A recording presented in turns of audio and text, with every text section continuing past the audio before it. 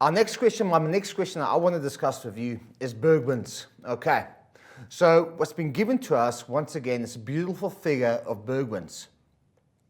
Now, first of all, what is Berg winds? Berg in Afrikaans is Berg. Okay, Berg's like mountain winds, but we refer to as Berg winds. And if we want to relate to Berg winds, it's usually hot and dry winds. Now, what tells us in this figure 2.3 that we experience Berg winds? Now, first and foremost, there's a couple of things I want you to pay attention to. We have a low pressure system situated over there. And what do we call this low pressure system? A mid-latitude cyclone. Okay, that's a mid-latitude cyclone.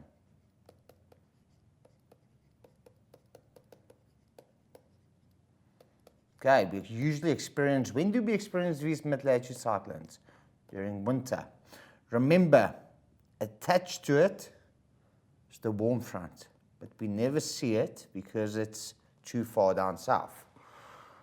But there's another low pressure, quite an interesting one, right situated right there on the coastline.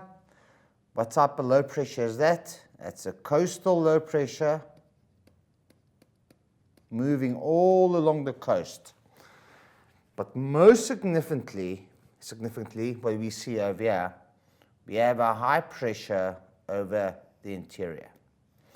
And when do we have a high pressure over the interior? And what is the name of this high pressure over the interior? It's known as the Kalahari high pressure system. Okay, there you can see the Kalahari high pressure. There's the H for the high pressure. Now, what I really like about this diagram, they've made a key. They use the key to represent the escarpment, as you can see, right next to the coastline. Now, what is the escarpment and what is above the escarpment? Okay, South Africa has got a very interesting topography. Now, the interior is situated on a plateau. Okay. Now, in theory, grade 12s, this is what South Africa, that diagram indicates. I want to draw a cross-sectional point of view of that diagram.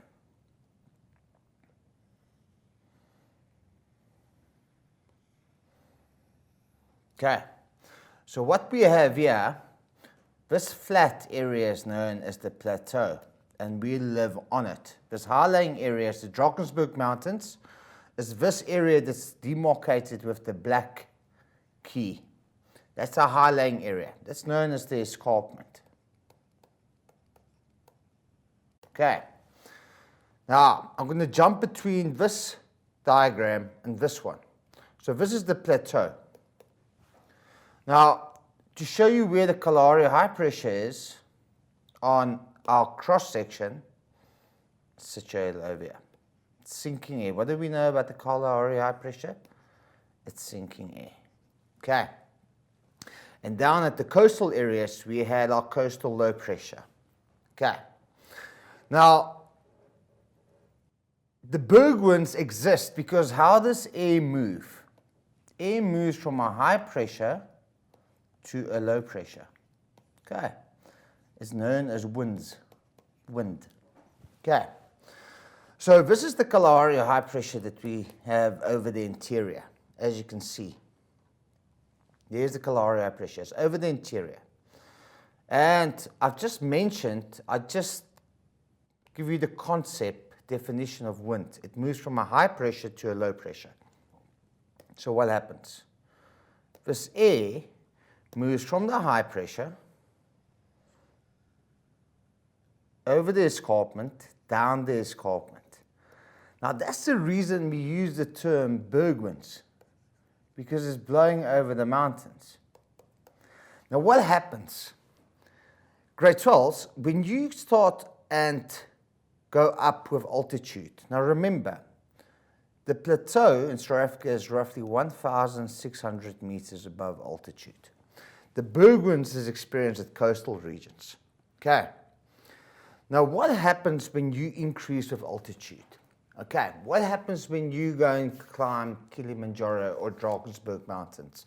The temperature is going to decrease. Okay, so what's going to happen when you start moving down a mountain? You've reached the summit, okay? You've planted your flag or whatever, celebrated, now you're moving down the mountain. What's going to happen with the temperature? It's going to warm up.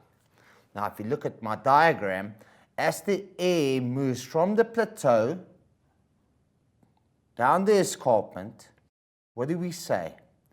It warms up adiabatically. Just want to get my spelling correct. Adiabatically.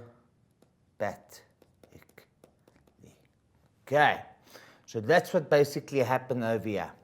And if we look at adiabatically, for every 100 meters we drop in altitude, the temperature increased by a degree Celsius. Now, this is quite scary if you kind of think of it. If Johannesburg is 1,600 meters above altitude and Bergwind conditions prevail, so let's assume it happens during winter. What is our maximum temperature in winter in Johannesburg? Ranging from 18 to 22 degrees Celsius. So Berg winds can exist from 18 degrees. It moves from the plateau down the escarpment and can warms up 1 degree Celsius for every 100 meters. So think of towns like Pietermaritzburg, Vryheid, Newcastle. Okay, coastal towns like Queenstown in Eastern Cape. They are roughly 1,000 meters, 800 meters above sea level. Imagine, so if you're doing quick calculation, the air is moving literally 800 meters down the escarpment. So for every single meter, every single 100 meters, it goes down the escarpment, what happens? It warms up adiabatically. Warms up with a degree. Now imagine you are the wind. You are climbing down the mountain. Right? What happens with the temperature? It becomes warmer. Now all of a sudden, that conditions was 18 degrees Celsius on top of the plateau. Now you're moving down to Pietermaritzburg. Let's say Pietermaritzburg, I think Pietermaritzburg is roughly 700 meters above sea level. The temperature increases by 11 degrees Celsius. Okay, so we're looking 18 plus 11 is 29 degrees Celsius in the middle of the winter, right? That is Bergwind conditions. It's usually hot, dry winds, okay, creating uncomfortable conditions, especially during winter. It's because the air moves from its high pressure down to the coastal low pressure, or because of the mid-latitude cyclone, because the mid-latitude cyclone is a low pressure. Let's just write it over there. Here's the L. It's a low pressure. Okay, so the air moves from the high pressure to the low pressure. Now let's just quickly have a look at the questions. Define a Bergwind. Like I've mentioned to you, it's a very hot and dry wind. That's the concept. All right. If we have a look at it, 2.3.2, name two pressure systems evident in figure 2.3 that set up Bergwind conditions. First of all, the one and only what needs to be present. There's no argument. We need this high pressure system, the Kalahari High.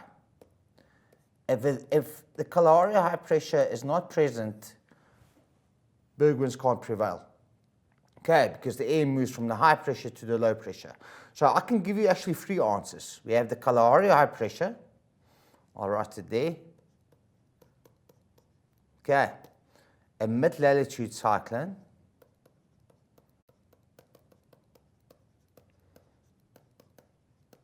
And we have a coastal low pressure. Okay, as you can see. So we only need either the Kalahari high pressure and the mid-latitude cyclone, or either the Kalahari high pressure and the coastal low pressure. Okay. Now, using figure 2.3, explain how Berg winds develop. Okay.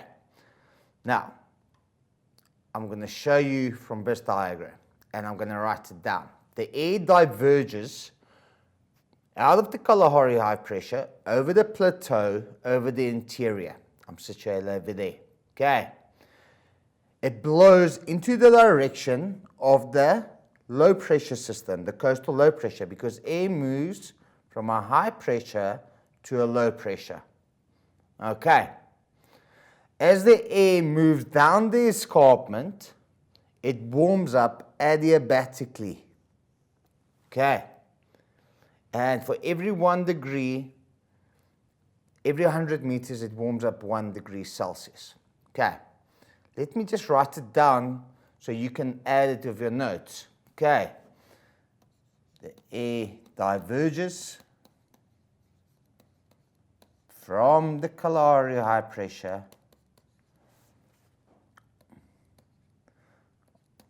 on the plateau.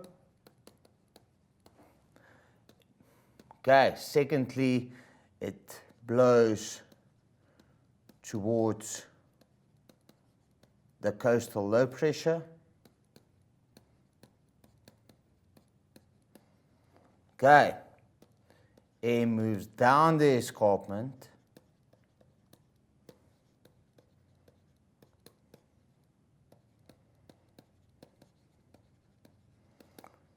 Warming adiabatically.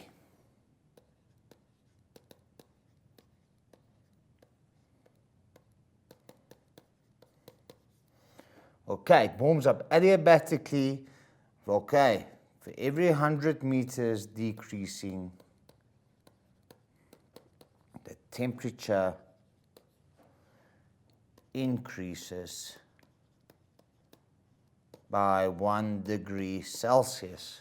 Okay, so hopefully that will answer your question regarding 2.3.3. Now our last question, I think our timing is quite good. I'll finish this question and then we can continue with the next questions next week. In a paragraph of not more than 8 lines, outline the strategies that can be implemented to reduce the threat of veld fires that are often associated with Berg winds. Okay, now let's just have a look. Why veld fires? Okay, that's the biggest question. Why do you think we experience veld fires? When do we experience the Kalahari high pressure? Winter. Now the majority of South Africa, especially the eastern side of South Africa, dry season is winter. Okay, wet season is summer. So our veld is extremely dry during winter. So it's more prone for veld fires.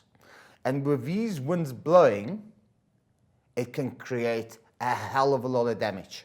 Okay, because it's dry season, right, the vegetation is dry. So what can we do? First of all, precautionary measures, right? I'm just going to write it down there. We can alert the public. Oops. You can alert the public to take more caution. Oh, come on, get the correct pen over there. Okay, alert the public. Okay, high risk. I've used the 3 different color pens, my apologies. Okay, we can prepare fire breaks. You've seen it in your map book paper. So it's like a road, gravel road, for the fire not to extend. Okay, to stop the fire in its tracks. Okay, for instance, what they do is, if this is the veld, they create a gravel road in between. Now, if the fire originates from the west and it moves over to the west, hopefully it won't cross this fire break. Okay. What else can we do? Have firefighters on standby.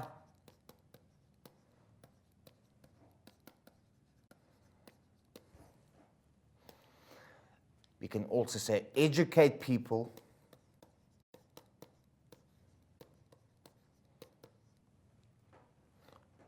on avoiding veld fires.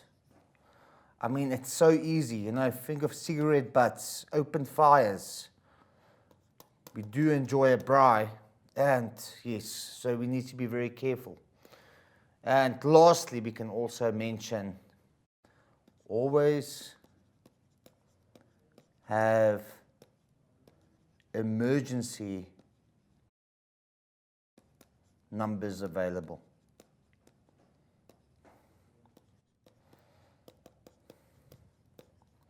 Okay, and that, Great Charles, answer our Bergman's questions. Okay.